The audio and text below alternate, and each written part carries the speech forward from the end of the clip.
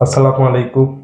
আজকে আপনাদেরকে south Africa বনাম নিউজিল্যান্ড যে ম্যাচটা চলছে, এই ম্যাচটায় সাউথ আফ্রিকা যে এত সুন্দর রান দিছে দেখছেন, যে টার্গেট দিছে ওদেরকে, সাউথ আফ্রিকাকে এটা 336 রানের টার্গেট দিয়েছে। মানে 336 রানের টার্গেট দিছে। প্যাট কামিন্স যে রান করেছে, ও মা, একবারে সেই দামাকা। মানে সাউথ আফ্রিকা সাউথ আফ্রিকাকে মানে বলকে তুলাধুলা করে তোরা যে রান দিছে পাহাড় সমান, 336 রান দিছে। 36 রান বেশি দিছে 300 বল থেকে। 36 রান বেশি দিয়ে যে রানটা দিয়েছে সাউথ আফ্রিকাকে নিউজিল্যান্ড। আজকে আপনার সাউথ আফ্রিকা হেরে যাবে আর নিউজিল্যান্ড জিতে যাচ্ছে, মানে এত একটা।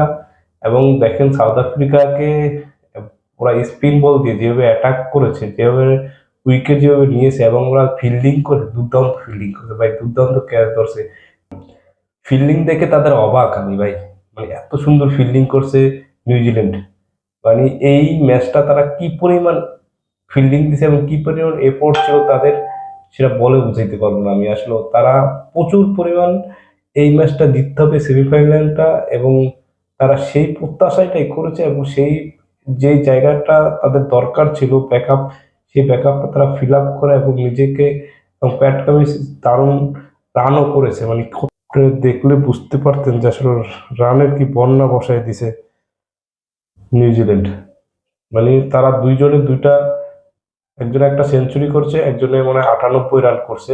মানে দারুণ তাদের দুইজনের তারা দুইজনে যে রান করছে, 200-র কাছাকাছি রান করছে, মানে অল্প কিছু কম। দারুণ একটা ইনিংস খেলেছে তারা। এই জন্য নিউজিল্যান্ড এই জন্যই কিন্তু এগিয়ে গেল।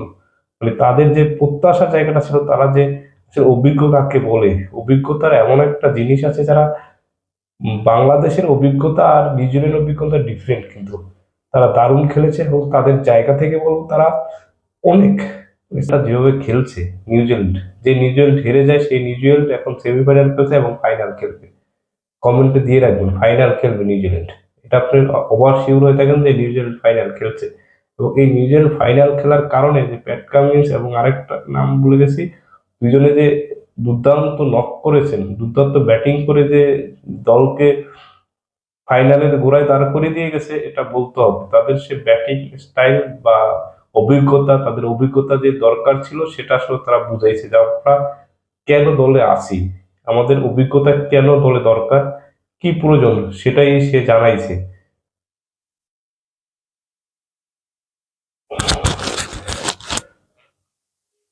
সেটা তারা বুঝিয়ে দিল। আর আমাদের আমাদের জায়গা থেকে আমরা সেটা আসলে অভিজ্ঞতারা এখনো কাজে লাগাতে পারবো না।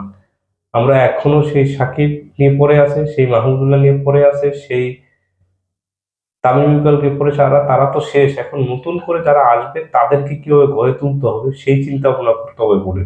এখন ওই চিন্তা ভাবনা করে লাভ নাই যে এখন এরা কি করবে, এখন কারা কি অবস্থানে থাকবে, এই চিন্তা ভাবনা। এখন আমাদের টার্গেট হবে আমরা আরো ভালো কিভাবে খেলা যায়, আমরা কিভাবে আরো সাকিবের চেয়ে ভালো কারাদেরকে প্লেয়ার বানানো যায়, তামিমের চেয়ে কারো ভালো করা যায়, এরকম দরকার। আমরা তার চেয়ে অভিজ্ঞ প্লেয়ার, যেমন আজকে দেখছেন তো নিউজিল্যান্ড কি একটা চমক দেখিয়েছে অভিজ্ঞতারা। এই অভিজ্ঞ হলে এরকম হওয়া উচিত, যেটা দলের জন্য, দেশের জন্য কাজে লাগে। এরকম একটা ইনিংস খেলা, এরকম দুর্দান্ত একটা ইনিংস খেলে ফাইনালে দলকে নিয়ে যাওয়া, মানে একটা দুটা, এটা কিন্তু মুখের কথা না। এটা কিন্তু করে দেখানোটা অনেক টাফ ব্যাপার। মুখে অনেক কিছু বলা যায়, অনেক কিছু করা যায় মুখ দিয়ে, মুখের ভাষাটা আর কাজটা অনেক ডিফারেন্ট। এই দুইটা জায়গায় আপনারা বুঝতে পারতেন যদি যারা কাজটা করে দেখাইছে। নিউজিল্যান্ড তারা করে দেখিয়েছে যে আমরা ফাইনাল যাব, এবং সেটা করে দিয়েছে। আর আমগো শান্ত ভাই শুধু মুখে বলে গেছে আমরা ফাইনাল খেলতে চাই, মানে মুখে একটা বলে গেছে, কাজের বেলা কিছুই না। এরকম করে নেয়, নিউজিল্যান্ডটা করে দেখিয়ে দিয়েছে। যেখানে তারা চলে যাচ্ছে বাংলাদেশের মতো, সেখান থেকে ফাইনাল খেলতে, এটা নিউজিল্যান্ড। এবং কমেন্টে জানান ভাই এটা আসলে নিউজিল্যান্ডে কি চমক খেলা দেখালো। প্যাট কামিন্সকে মানে সেটা ওয়ান্ডারফুল একটা ম্যাচ খেলে দেখাইলো, দারুণ। সবাই ভালো থাকবেন, সুস্থ থাকবেন, আল্লাহ হাফেজ।